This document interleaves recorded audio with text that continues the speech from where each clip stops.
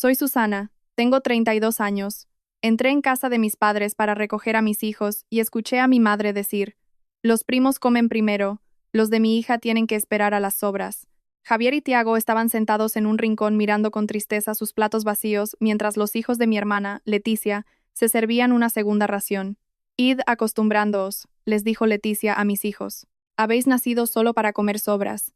Mi padre asintió con la cabeza. Tienen que saber cuál es su lugar. No dije nada. Recogí a mis hijos y me marché, pero en las semanas siguientes, lo que descubrí y lo que hice, los dejó gritando de desesperación. ¿Desde dónde nos estáis viendo hoy? Dejad vuestro lugar en los comentarios y dadle a me gusta y suscribíos si alguna vez os habéis sentido traicionados por vuestra propia familia. Seguro que querréis ver qué pasó después. Dejadme contaros desde el principio cómo llegué a esa situación. Durante mis 8 años de matrimonio, me convertí gradualmente en el principal sostén económico de toda mi familia, y no me di cuenta de hasta qué punto llegaba el abuso hasta que fue demasiado tarde. Todo empezó de forma insignificante cuando conseguí mi primer trabajo de verdad a los 17 años. Mi madre me pidió que contribuyera a los gastos de la casa, lo cual parecía razonable. 20 euros aquí, 50 euros allá. Pero a medida que mis ingresos crecían durante la universidad y mi carrera profesional, sus exigencias también lo hacían. Lo que no entendía entonces era que me estaban utilizando cuidadosamente para hacer su solución financiera. Cuando me casé con Marco, ambos teníamos buenos trabajos. Las peticiones escalaron de forma premeditada. Siempre venían con una pizca de chantaje emocional y una necesidad real suficiente para que decir que no fuera imposible. Susana, tu padre necesita un implante dental, decía mi madre. El seguro no lo cubre todo. Y ya sabes cómo es tu padre para gastar dinero en sí mismo. 1000 euros. Susana, el coche de Leticia se ha estropeado y lo necesita para ir a trabajar, insistía mi padre. Ya lo tiene bastante difícil siendo madre soltera. 2000 euros para la reparación. Susana, necesitamos arreglar el tejado antes de que empiece el invierno en Valencia. Se juntaban para explicármelo, con presupuestos de contratistas y caras de angustia. Nos da mucha vergüenza pedirte, pero no tenemos otra opción. 5000 euros.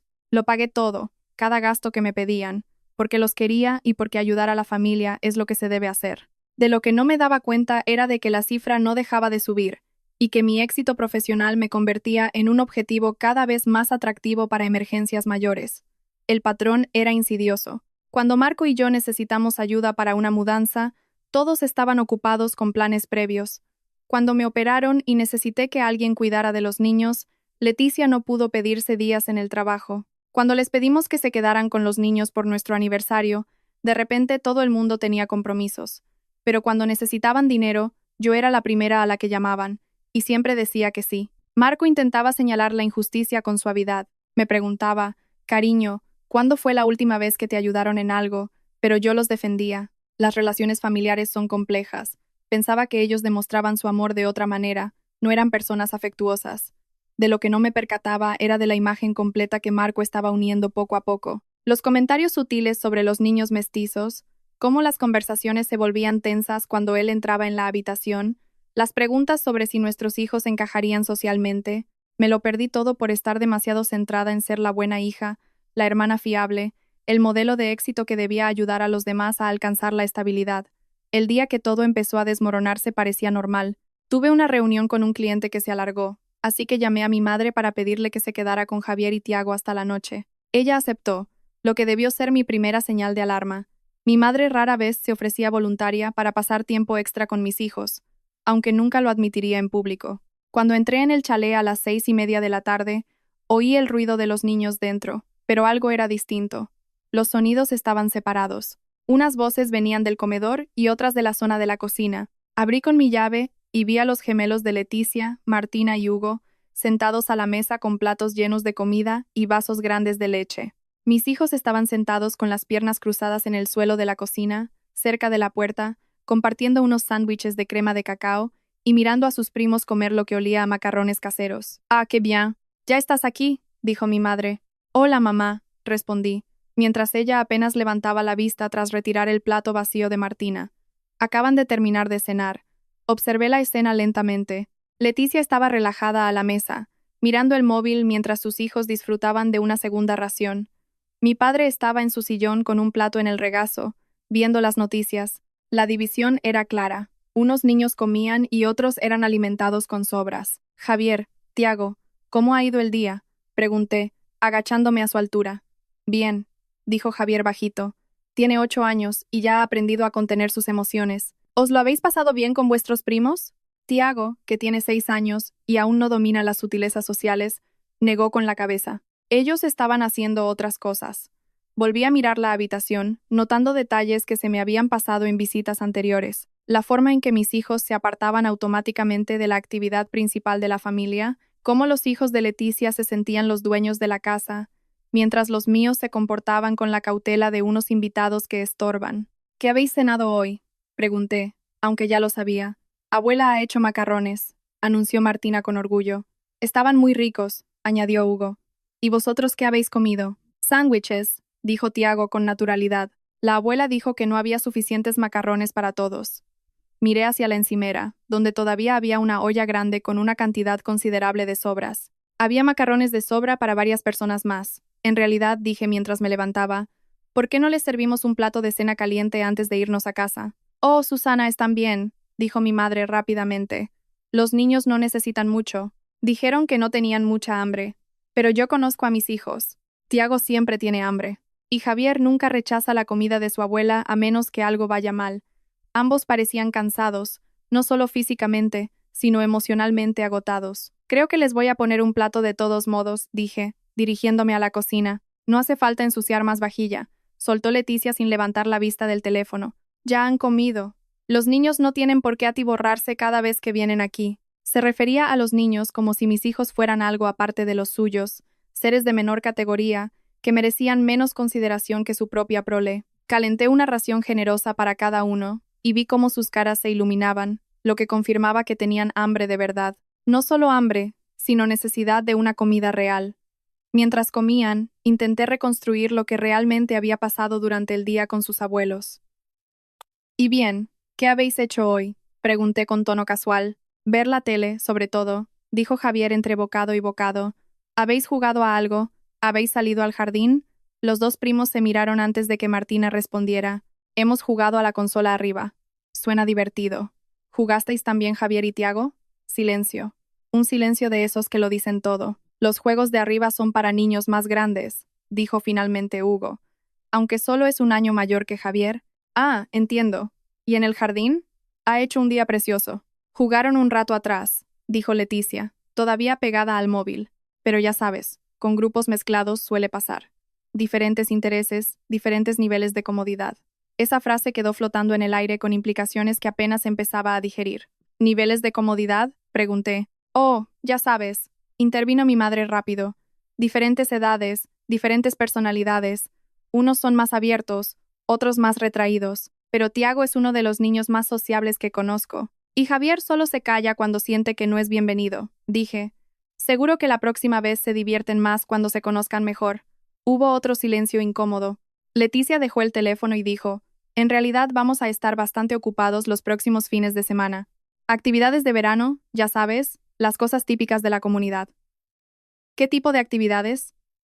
«Fiestas en la piscina de la urbanización, barbacoas con los vecinos, muchos eventos sociales». «Suena genial. A mis hijos les encanta nadar y las barbacoas». Mi padre se aclaró la garganta. «Bueno, algunos de estos eventos son exclusivos para ciertos grupos. Tradiciones de la zona, tradiciones en las que mis hijos no encajaban, evidentemente. Ya lo pillaba. Empezaba a verlo todo con una claridad dolorosa.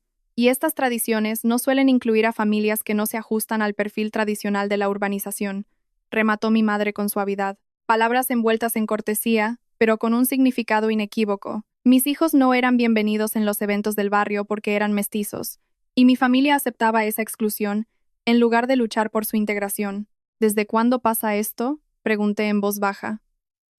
«¿A qué te refieres?», replicó Leticia, pero su cara de culpabilidad delataba que sabía exactamente a qué me refería. «¿Desde cuándo decidís qué actividades pueden hacer mis hijos, y cuáles no basándoos en su aspecto?» «Susana, no lo entiendes», dijo mi padre.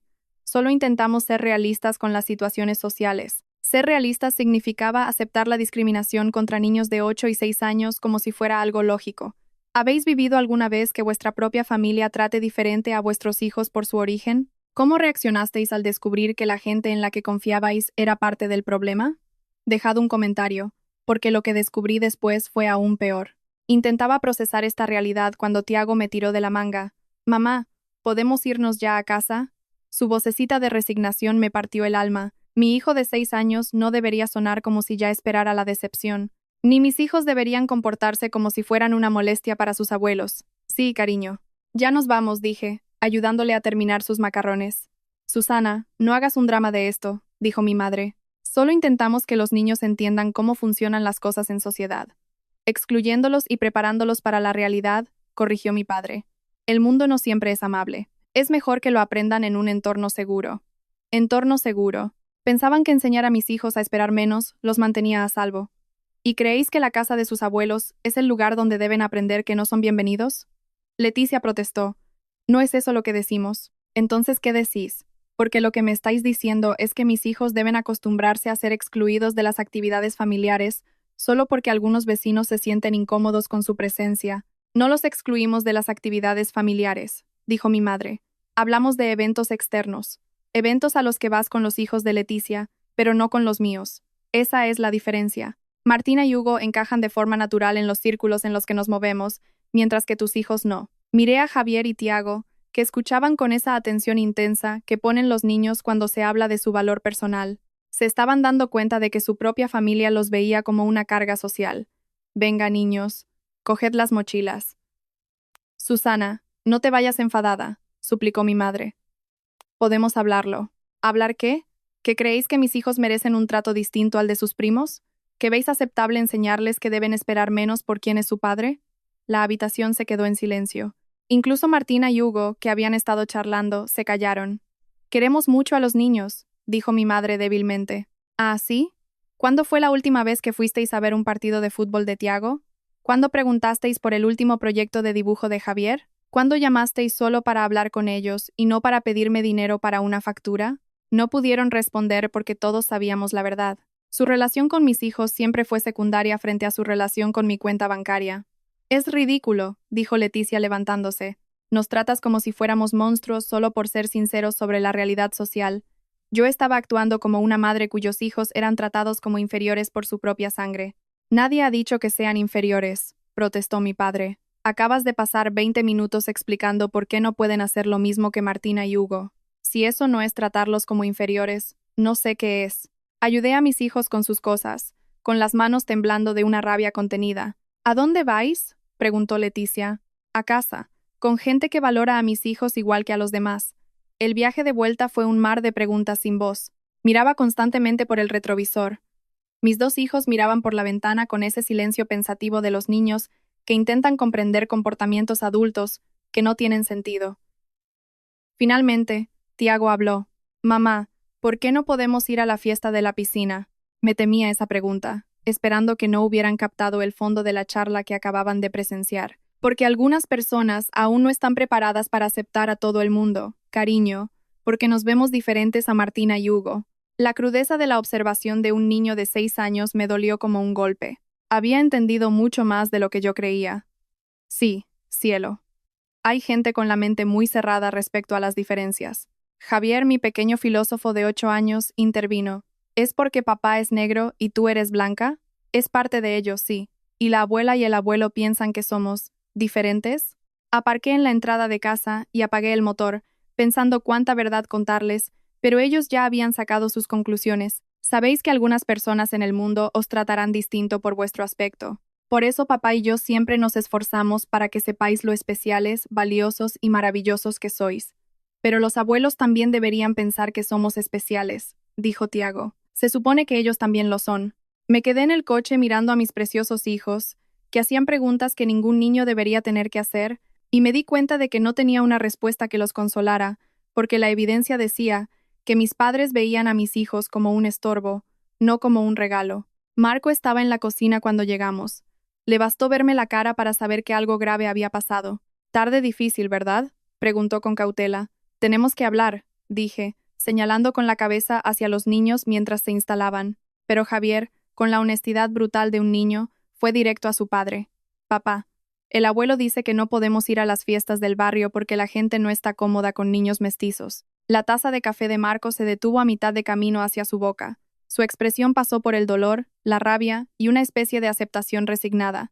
Dijo eso exactamente. Dijeron que tenían que prepararlos para la realidad porque el mundo no es tolerante, añadí yo. Marco dejó la taza con cuidado. Y tu madre estuvo de acuerdo. Dijo que así les ayudaban a entender cómo funciona la sociedad, excluyéndolos de ella. Exactamente. Marco se arrodilló a la altura de los niños. ¿Cómo os sentís por lo que han dicho? Confundido, dijo Javier. Nosotros no hemos hecho nada malo. Enfadado, añadió Tiago. Es injusto. Tenéis toda la razón. No habéis hecho nada malo y es totalmente injusto. ¿Y sabéis qué? Cuando alguien os trata injustamente solo por vuestro aspecto, eso dice algo muy importante sobre ellos, no sobre vosotros. ¿Qué dice? Preguntó Javier. Dice que no son tan inteligentes ni tan cariñosos como deberían ser. Y eso os enseña que no merecéis estar cerca de gente así. Tras acostar a los niños, Marco y yo tuvimos la conversación que yo llevaba años evitando. ¿Desde cuándo sabes esto? Pregunté mientras tomábamos una infusión en el sofá. Marco guardó silencio un momento. Sospechaba desde hace mucho que tu familia no estaba cómoda con nuestro matrimonio, pero esperaba equivocarme o que la cosa mejorara con los niños. ¿Por qué no dijiste nada? Porque sé cuánto quieres a tu familia, y porque pensaba que si demostraba que era suficiente, si trabajaba duro y tenía éxito, lo entenderían. Pensé en todas las veces que Marco aguantó reuniones familiares tensas, charlas educadas pero distantes, y cómo mi familia nunca lo incluía de verdad en planes o decisiones. Susana, dijo él suavemente, esto no es nuevo, solo que ahora los niños son lo bastante mayores para darse cuenta, y ya no se puede ocultar. ¿A qué te refieres? A que tu madre me preguntó una vez en privado si estaba seguro de que podría mantenerte bien. Tu padre sugirió que esperáramos unos años para tener hijos, para asegurarnos de que lo nuestro durara. Leticia me preguntó si no me preocupaba criar niños mestizos en un entorno social difícil. Cada revelación era como una pequeña traición. ¿Cuándo te preguntó eso, Leticia? En el 5º cumpleaños de Tiago. Lo hizo con tono de preocupación, como si preguntara por los desafíos que enfrentaríamos. Lo miré asombrada, dándome cuenta de cuánto me había protegido, de cuántas microagresiones había soportado, sin quejarse, para no hacerme elegir entre él y mi familia. Debía haberme dado cuenta antes. Yo solo veía lo que quería ver para mantener la relación con ellos, pero ahora que los niños entendían lo que pasaba, teníamos que tomar otras decisiones. ¿Qué decisiones? Marco me cogió la mano. Decidir si vamos a seguir exponiendo a nuestros hijos a gente que piensa que merecen menos amor y aceptación por su raza. La respuesta debía ser obvia, pero implicaba admitir que la familia a la que yo había apoyado emocional y financieramente durante años estaba despreciando sistemáticamente a mis hijos. Dije, hay algo más, algo que tengo que comprobar. Sacó el portátil y abrí la aplicación del banco. Era algo que evitaba hacer porque no quería pensar demasiado en el dinero que salía de nuestra cuenta. Necesitaba entender cuánto les había dado exactamente. Mientras cargaban los movimientos, Marco miraba por encima de mi hombro. Los dos nos quedamos en silencio al verlo claro. Susana, dijo él finalmente, esto es una fortuna. En los últimos 3 años, constan 47,000 euros transferidos a distintos miembros de tu familia. Ayudas para la hipoteca, cuotas del coche, facturas médicas urgentes, reformas, préstamos. Fue aumentando a medida que subía mi sueldo, dije, repasando registros antiguos. Hace 5 años eran menos, pero más frecuentes. Mirar más atrás mostraba la progresión. Lo que empezó como ayuda puntual se convirtió en un subsidio sistemático. En 8 años, el total es increíble. Viven en parte de nuestros ingresos, dijo Marco en voz baja, y tratan a nuestros hijos como ciudadanos de segunda. Cerré el portátil y miré a mi marido. ¿Qué crees que debemos hacer? Marco lo pensó mucho. Creo que debemos proteger a nuestra familia de verdad. ¿Eso qué significa? Significa poner límites, priorizar a la gente que de verdad nos quiere y respeta a los 4, y enseñar a nuestros hijos que no tienen que aceptar menos de lo que merecen de nadie, ni siquiera de sus parientes. Asentí, sintiendo un cambio interno. Mi necesidad desesperada de paz familiar fue sustituida por la necesidad feroz de proteger a mis hijos, de quienes los veían como un problema a gestionar. Tienes razón, dije despacio. Es hora de que mi familia entienda las consecuencias de despreciar a quienes mantienen su estilo de vida. Marco sonrió, pero era una sonrisa seria. ¿En qué estás pensando? En que van a descubrir cómo es su vida sin mi apoyo financiero. Lo que hice después lo cambió todo. A la mañana siguiente, me pedí el día libre en el trabajo. Mientras Marco llevaba a los niños al colegio, me senté a la mesa con una libreta y empecé a revisar sistemáticamente 8 años de decisiones financieras que nunca había analizado como un conjunto. Los números eran peores de lo que calculé inicialmente. No eran solo las transferencias directas, sino préstamos nunca devueltos, facturas que se me olvidó pagarte, y una frecuencia de emergencias que siempre coincidía con mis subidas de sueldo o bonus. Mi teléfono sonó sobre las 10 de la mañana. Susana, cariño, he estado pensando en lo de ayer. Quizá no empezamos con buen pie. Quiero que sepas que te queremos a ti y a los niños más que a nada. Si dijimos algo que te dolió, no fue nuestra intención. Una disculpa ensayada y falsa. No es que ellos se equivocaran, sino que yo lo había entendido mal. Mamá, ¿puedo preguntarte algo? Claro, cielo. ¿Crees que Javier y Tiago son tan nietos tuyos como Martina y Hugo? Silencio. Un silencio demasiado largo. ¿Qué clase de pregunta es esa? Claro que lo son.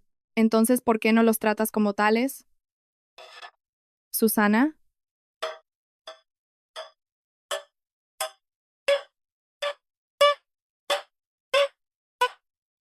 Susana, los tratamos igual. Si piensas otra cosa, estás malinterpretando la situación. Tomé una decisión crucial. En lugar de discutir por teléfono, decidí que iría a escucharlos de verdad cuando pensaran que yo no estaba. ¿Sabes qué, mamá? Quizá tengas razón. Ayer estaba cansada y le di demasiadas vueltas. Oh, qué bien, dijo ella aliviada. Sabía que lo entenderías. Siempre eres la más razonable. Razonable significaba manejable. Iré luego a pediros perdón por mi reacción. Me parece estupendo. Leticia también estará aquí. Así aclaramos el malentendido. Perfecto. Fui para allá al mediodía, aparqué al final de la calle en vez de en la entrada. Usé mi llave para entrar por la puerta trasera y caminé en silencio hacia las voces que venían de la cocina. Lo que escuché me heló la sangre. No puedo creer que hiciera un mundo de algo tan pequeño, decía Leticia, como si fuéramos monstruos por ser realistas con las situaciones sociales. Los niños tienen que entender cómo funciona el mundo, replicó mi padre. Mejor que lo aprendan ahora que no crearse esperanzas para luego llevarse el chasco. Exacto, coincidió mi madre. Susana siempre lo idealiza todo. Cree que el amor lo puede todo, pero con niños mestizos eso no es realista. El problema es, siguió Leticia, que los amigos de mis hijos del colegio irán a esa fiesta de la piscina. No quiero que me hagan preguntas incómodas de por qué Javier y Tiago no se parecen al resto de la familia. Nos pone en un compromiso. Los vecinos ya se fijan, suspiró mi madre. Leticia preguntó qué decían. Bueno, las dudas de siempre. Si Susana sabía en qué se metía, si los niños tendrán problemas de conducta al crecer. La gente se preocupa por los problemas de identidad de los niños mezclados. Me temblaban las manos de rabia, pero seguí escuchando. Mi padre dijo, al menos no tenemos que preocuparnos por un enfado largo de Susana. Siempre vuelve cuando la necesitamos, sobre todo por el dinero. Es demasiado blanda. Mi madre estuvo de acuerdo. ¿Te acuerdas cuando se enfadó por lo del préstamo del coche? Se le pasó y acabó pagando hasta el seguro. Susana es nuestro colchón de seguridad. Leticia se rió. Puede estar de morros una semana, pero luego volverá con la chequera. Entonces vinieron las palabras que se grabaron en mi memoria para siempre. La cuestión es, dijo mi madre con frialdad, que los primos hermanos comen primero, y mis nietos de verdad van antes. Es inevitable en familias así. Los niños que se ven normales tienen prioridad. Leticia asintió. Y francamente, cuanto antes se acostumbren Javier y Tiago, mejor. Han nacido para recibir las sobras en la familia, sea la familia que sea. Es la realidad, tienen que conocer su lugar. Mi padre añadió, les hacemos un favor enseñándoselo pronto. Me quedé en el pasillo, oyendo cómo mi propia familia hablaba de mis hijos, como si fueran productos defectuosos que había que ocultar. No eran nietos a los que proteger, sino vergüenzas que gestionar. En ese momento, la última parte de mi antiguo yo murió, y nació algo mucho más duro. Entré en la cocina, y la charla se cortó en seco. 3 caras de culpabilidad me miraron. Susana, dijo mi madre con una voz alegre totalmente distinta. Llegas pronto, le decía a Leticia lo mucho que disfrutamos ayer con los niños. La desfachatez era increíble. Tras oírlos denigrar a mis hijos, fingía ser la abuela cariñosa. Ah, sí, dije tajante. Sí, son unos niños estupendos, muy educados. Miré a los 3, memorizando sus expresiones, y la forma casual con la que habían debatido sobre el poco valor de mis hijos. Vengo a por la botella de agua de Tiago, mentí hábilmente. Se la dejó ayer. Claro, deja que te ayude a buscarla, se ofreció mi madre con servilismo falso. Cogí la botella de la encimera y me giré hacia ellos. En realidad, dije con calma, he escuchado vuestra conversación de hace un momento. Se pusieron pálidos. ¿Qué conversación?, preguntó mi madre. Esa en la que explicáis que los niños mestizos deben aceptar las sobras mientras los normales tienen prioridad. Silencio sepulcral. Esa en la que decís que mis hijos han nacido para comer sobras. Leticia abrió la boca y la cerró. Esa en la que estáis de acuerdo en que deben conocer su lugar. Susana, dijo mi padre con cautela, lo has sacado de contexto. Ah, ¿sí? ¿En qué contexto dos niños de 6 y 8 años merecen menos respeto que sus primos por su raza? Nunca hemos dicho eso, protestó mi madre. Lo habéis dicho palabra por palabra. Os he oído perfectamente. Los miré uno a uno. Pero lo que más me ha gustado es lo de ser vuestro colchón de seguridad. El cajero automático fiable con la chequera. No es eso, empezó Leticia. ¿No? ¿Cuánto dinero le he dado a esta familia en 8 años? Se miraron entre ellos, incómodos. Somos familia, dijo mi padre. La familia se ayuda. Tienes toda la razón. La familia se ayuda. Pero lo importante de la familia es que también se quiere y se protege a los niños. No se les enseña a aceptar la discriminación de su propia sangre. Caminé hacia la puerta y me giré. Os voy a dar un tiempo para pensar en lo que habéis dicho hoy, en si podéis vivir viendo a mis hijos como menos que los de Leticia, y en si vuestra comodidad económica vale más que la felicidad emocional de vuestros nietos.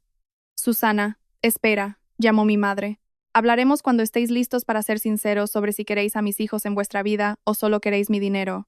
Durante la semana siguiente, hice una serie de llamadas que cambiarían radicalmente el estilo de vida de mi familia. Empecé con mi contable. Necesitaba entender el alcance total del apoyo financiero que les había prestado. Ella me explicó que podíamos analizarlo a fondo si yo tenía los registros. Los tenía de 8 años. Cuando me llamó 2 días después con el análisis, hasta yo me quedé en shock. Susana, has aportado un apoyo documentado de 127.000 euros en 8 años. Eso sin contar regalos o ayudas informales no registradas. La cifra era asombrosa. Era dinero para la entrada de una casa, para la universidad de mis hijos, para ese viaje a Europa que Marco y yo llevábamos años planeando. ¿Qué aconsejaría a alguien en mi situación? Financieramente, cortar el apoyo de inmediato. Estás subvencionando el estilo de vida de otros adultos, descuidando la seguridad a largo plazo de tu propia familia. ¿Y si quiero recuperar parte de ese dinero? Depende de si hay documentos que prueben que eran préstamos. Pensé en todas las charlas, en las promesas de te lo devolveremos cuando nos estabilicemos, en las seguridades de que era ayuda temporal que se repetía mes tras mes. Algunos eran claramente préstamos. La contable me dijo que tenía opciones, pero la pregunta era si reclamarlo valía el desgaste emocional. Tenía razón. No me importaba el dinero de gente que ya había mostrado lo que sentía por mi familia. Me importaba quitar el incentivo económico que los obligaba a fingir que nos querían cerca. La siguiente llamada fue a una abogada de familia. Quería saber mis obligaciones. Ninguna, me dijo. Cualquier dinero que hayas dado fue una elección tuya, y dejar de darlo también lo es. Si ellos han montado su vida basándose en tu apoyo, es un problema que deben resolver ellos. No tienes obligación legal de mantener a otros adultos sin un contrato específico. Esa noche hablé con Marco. Voy a cortar todo el apoyo financiero. Todo, ahora mismo. Marco asintió despacio. Creo que es lo correcto, pero ¿estás lista para las consecuencias? ¿Qué consecuencias? Susana, vas a quitarles una parte enorme de sus ingresos a gente que cree que ese dinero es suyo. Se desesperarán y harán cualquier cosa para mantener su estatus. Tenía razón, pero ya no me importaba su comodidad. Le pregunté, si un extraño tratara a nuestros hijos como mi familia los trata, ¿qué querrías que hiciera? Cortar contacto de inmediato. Pues eso. A la mañana siguiente empecé a desmantelar la red de seguridad de mi familia. Primero, llamé al banco de la hipoteca de mis padres donde yo figuraba como cotitular. Necesitaba saber cómo quitar mi nombre de ahí. Me explicaron que ellos debían refinanciar sin mis ingresos o pagar la deuda, y si no podían, tendrían que vender la casa. ¿Cuánto tarda la refinanciación? De 60 a 90 días según su solvencia. Perfecto. Eso les daba tiempo para ver su realidad sin mi ayuda. Después cancelé todas las transferencias automáticas, el pago de la hipoteca, el fondo de emergencias, los seguros. Todo se detuvo. Llamé a la financiera del coche de Leticia, donde yo era avalista. Me aseguré de que no se pudiera pedir más crédito sin mi permiso por escrito. Para la tarde, me había desligado de su sistema financiero, dándoles el tiempo justo para entender qué pasaba y buscar alternativas. Y esperé. La primera llamada llegó esa noche. Susana, cariño, soy papá. Parece que hay un error en el banco. No ha llegado el pago de la hipoteca este mes. No hay ningún error, papá. ¿Cómo que no? He cancelado las transferencias. Silencio. ¿Y puedes explicar por qué? Porque no me siento cómoda subvencionando a gente que piensa que mis hijos valen menos que sus primos. Susana, si es por esa charla que crees que oíste. Papá, oí perfectamente lo que oí. Mamá dijo que los mestizos deben aceptar sobras, y tú dijiste que mis hijos deben conocer su lugar. Silencio otra vez. Podemos hablarlo, dijo él. ¿Qué hay que hablar? ¿O crees que mis hijos merecen el mismo amor que los de Leticia, o no lo crees? Claro que lo creemos, pues demuéstralo. Empieza a tratarlos así. Deja de buscar excusas para excluirlos. Deja de enseñarles que su vida será menos brillante por su raza. Susana, estás siendo irracional. Estoy siendo madre. Se acabó el dinero de la hipoteca. Se acabaron los fondos de emergencia. Todo se acaba hasta que sepáis ser abuelos con todos vuestros nietos. Colgué. A los 20 minutos llamó Leticia. Susana, ¿qué pasa? Papá me ha llamado histérico por la hipoteca. He cortado mi apoyo financiero. No puedes hacer eso. Dependen de ese dinero. Pues no deberían haber pasado una hora debatiendo por qué mis hijos son una carga social. Lo oí todo, Leticia. Su voz se volvió suplicante. Mira, quizá nos expresamos mal, pero no puedes arruinar la estabilidad de nuestros padres por un malentendido. No arruino nada, solo dejo de pagar a gente que piensa que mi marido fue un error y mis hijos un problema. Nunca dijimos eso. Dijisteis que nacieron para comer sobras, que los niños normales van primero, que deben saber su lugar. ¿Qué parte he recordado mal? Silencio. Esto es lo que hay, seguí yo. Tenéis 90 días para vivir con vuestros ingresos reales. Ni un euro más. Si me convences de que quieres a mis hijos por ellos y no por mi dinero, volveremos a hablar. Pero se acabó pagar para que aguantéis a mi familia. Las 3 semanas siguientes fueron una lección sobre cómo la gente muestra sus prioridades. Mi madre llamaba llorando, diciendo que habían planeado sus gastos contando conmigo. Cuando sugerí que se mudaran a una casa más pequeña que pudieran pagar, me llamó cruel y vengativa. Leticia llamó varias veces, unas con rabia y otras desesperada. La letra de su coche era de 389 euros, casi un cuarto de su sueldo a tiempo parcial. Me vas a arruinar el crédito, me acusaba, como si sus finanzas fueran mi responsabilidad. Mi padre apareció en mi casa sin avisar. Susana, hablemos con lógica. Hablemos de cuándo vas a tratar a mis hijos con el mismo respeto que a Leticia. Los tratamos igual. Papá, dijiste que debían saber su lugar por ser mestizos. No quería decir eso. Entonces, ¿qué querías decir? Se quedó sin palabras porque no hay forma de explicar un comentario racista sin serlo. Mira, dijo finalmente, quizá fuimos insensibles, pero hundirnos económicamente no es la solución. No os hundo. Solo dejo de financiar vuestra falta de respeto. Os respetamos. Déjanos entrar. Demostradlo. Invitad a Javier y Tiago a todo lo que invitéis a Martina y Hugo. Dejad de poner excusas sociales. Tratadlos como nietos, no como problemas. Y si hacéis eso, el apoyo financiero volverá. El hecho de que pusiera el dinero por delante me confirmó sus prioridades. Papá, si de verdad cambias y actúas como un abuelo que los valora, hablaremos. Pero los días de pagar para que aceptéis a mi familia se han terminado. Para la 4ª semana, llegó la desesperación. Mis padres pusieron la casa a la venta. Leticia empezó a hacer horas extra y buscó un segundo trabajo. La vida cómoda que yo pagaba se desmoronaba. Entonces intentaron otra estrategia. Mi madre llamó con una propuesta. ¿Y si hacemos cenas familiares normales donde todos sean iguales? ¿Cómo sería eso? Pues cada domingo vienen todos los nietos. Misma actividad, misma cena para todos. Parecía razonable hasta que añadió. Y quizá mientras recuperamos la confianza, podrías ayudar con los gastos básicos. Solo pagar la hipoteca para no perder la casa. Era un cambio de fachada a cambio de dinero. Mamá, he aprendido algo. Cuando alguien te muestra quién es, créele. Me enseñaste que mis hijos valen menos para ti. Todo lo que digas ahora es para que no te quite el grifo. ¿No llamas porque eches de menos a Javier y Tiago? ¿Llamas porque echas de menos mi dinero? Eso no es verdad. Pues demuéstralo. Pasa tiempo con ellos sin pedir nada. Interésate por sus vidas sin negociar transferencias. Sé la abuela que necesitan, no la que acepta sobras por interés. 6 meses después, mientras recogía la mesa tras la comida del domingo, Marco me enseñó un mensaje. Tu padre quiere quedar para un café, dijo. Solo nosotros dos. Dice que quiere pedirme perdón formalmente. Era algo nuevo. En 8 años, mi padre nunca había buscado tiempo a solas con Marco. ¿Qué te parece? Pregunté. Creo que vale la pena escucharle. 2 días después, Marco volvió con cara pensativa. ¿Cómo ha ido? Me ha pedido perdón. De verdad, no solo por haberme ofendido, sino por haberme tratado como a un extraño, y por lo que dijo de los niños. Marco me contó que mi padre admitió que se dejó llevar por prejuicios de su entorno y por la comodidad de Leticia. ¿Le crees? Creo que tiene miedo. Han perdido la casa, Susana. Ahora viven de alquiler en un piso pequeño. Leticia tiene 2 trabajos y vendió el coche. Están aprendiendo a vivir con lo que tienen. Bien, dije yo, sorprendida de mi propia firmeza. Pero también creo que está reflexionando. Me preguntó por los dibujos de Javier y por el equipo de fútbol de Tiago. Se le veía distinto. Esa noche llamó mi madre. Susana, sé que no quieres saber nada, pero estamos yendo a terapia familiar. Leticia también. Estamos aprendiendo sobre prejuicios inconscientes y cómo nuestra conducta os ha dañado. Queremos entender por qué fuimos así. Esperé a ver si pedía dinero, pero no lo hizo. No espero que nos perdones ya, pero queremos ser los abuelos que Javier y Tiago merecen. Y eso significa admitir que nos equivocamos con lo de la piscina, con las cenas, con todo.